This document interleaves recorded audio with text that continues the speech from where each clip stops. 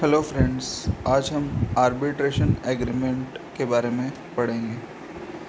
Arbitration agreement basically क्या होता है? ये आर्बिट्रेशन एंड कॉन्सुलेशन एक्ट 1996 के अंतर्गत आर्बिट्रेशन एग्रीमेंट को डिफाइन किया गया है, जिसमें यह बताया गया है कि आर्बिट्रेशन एग्रीमेंट से तात्पर्य पक्षकारों द्वारा किए गए ऐसे अनुबंधों से है जिसमें अनुबंधात्मक रिश्ते के दौरान कोई भी विवाद अगर उत्पन्न होता है या कोई भी अगर एक से ज़्यादा विवाद उत्पन्न होते हैं तो उन सभी विवादों को आर्बिट्रेशन को सबमिट किया जाता है। और ये एक ऐसा अनुबंध जो होता है, ये उनके मध्य किए गए अनुबंध में आर्बिट्रेशन क्लोज या एक अलग से आर्बिट्रेशन एग्रीमेंट करके अपन कर सकते हैं आर्बिट्रेशन एग्रीमेंट को। ये बेसिकली लिखित होता है, हस्ताक्षर युक्त होता है और एक पक्षकार के द्वारा प्रस्तावित और दूसरे पक्षकार के द्वारा स्वीकृत किया जाना चाहिए। ऐसे जो अनुबंध होते हैं ये आर्बिट्रेशन एंड कॉन्सुलेशन लॉ 1996 के द्वारा नियमित होते हैं तथा आर्बिट्रेशन अथॉरिटी के द्वारा जो भी अवार्ड दिया जाता है वो दोनों पार्टीज़ पर बाइंड होता है। अवार्ड का मतलब जो भी निर्णय दिया जाता है आर्बिट्रेशन अथॉरिटी का, वो दोनों पार्टियों पर बाइंड होता है, बाध्य होता है, बशर्ते अनुबंध कपट या दबाव में आकर ना किया गया हो। आर्बिट्रेशन का जो उद्देश्य होता है वो दोनों पार्टियों को अपने आपसी विवादों को सोल्व करने के लिए एक ऐसा आधार प्रदान करना जो कि कम खर्चीला हो, जल्दी पूरा हो सकने वाला हो तथा कम औपचारिकताओं वाला हो, बजाय न्यायालय की सामान्य कार्रवाई की।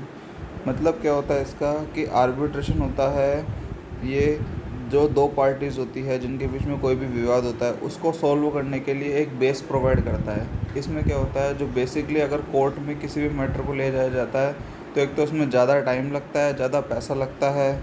इसमें क्या होता है, और बहुत सारे उसमें फॉर्मेलिटीज़ भी होती है, लेकिन इसमें क्या होता है, ये एक तो कम खर्चीला होता है, जल्दी से कंप्लीट हो जाता है ये आर्बिट्रेशन जो होता है, और न्यायालय की जितनी फॉर्मेलिटीज़ होती है कोर्ट की वो सारी भी इसके अंतर्गत नहीं होती है, इसलिए आर्बिट्रेशन ज़्यादा सही होता है। प्री रिक्विजिट्स ऑफ आर्बिट्रेशन, किसी भी एक आर्बिट्रेशन के लिए क्या क्या प्री रिक्विजिट्स होती है। इट मीन्स आर्बिट्रेशन अगर किसी भी केस में करना है तो ये चीज़ें ज़रूर होनी चाहिए तभी आर्बिट्रेशन किया जा सकता है। क्या क्या? एक तो अनुबंध के पक्षकारों के मध्य एक ऐसा विवाद होना चाहिए जिसमें निपटारे की ज़रूरत है। दूसरा, उस विवाद के निपटान के लिए थर्ड पार्टी को इसको सबमिट करना चाहिए। थर्ड पार्टी मीन्स आर्बिट्रेटर होता है, दो पार्टीज़ होती है, वो अपने जो भी उनके बीच में विवाद हुआ है उसको आर्बिट्रेटर को सबमिट करेंगी कि ये हमारा विवाद है।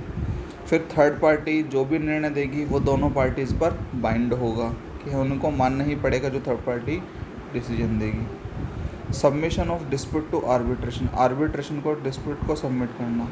तो सबमिशन एक ऐसा अनुबंध होता है जो दो अनुबंधात्मक पक्षकारों के मध्य होता है, जिसमें क्या करते हैं वो अपने विवाद को आपसी सहमति के तृतीय पक्षकार को रेफ़र करने का निर्णय लेते हैं। मतलब दो पार्टीज़ होती है, उनके बीच में कोई भी अगर विवाद होता है तो क्या करती है, दोनों पार्टीज़ अपने एक थर्ड पार्टी को चुनती है कि ये आर्बिट्रेटर है हमारा, इसको हम इस केस को रेफ़र करते हैं, जो भी ये निर्णय सुनाएगा वो हम दोनों मानेंगे। मेथड ऑफ आर्बिट्रेशन, आर्बिट्रेशन के क्या तरीका होता है? इसमें एक आर्बिट्रेटर होता है थर्ड पार्टी जिसको बोला जाता है पंच। तो पंच उस विवाद के निपटान के लिए न्यायालय की साक्ष्य विधि को निरपेक्ष रूप से मानने के लिए बाध्य नहीं होता।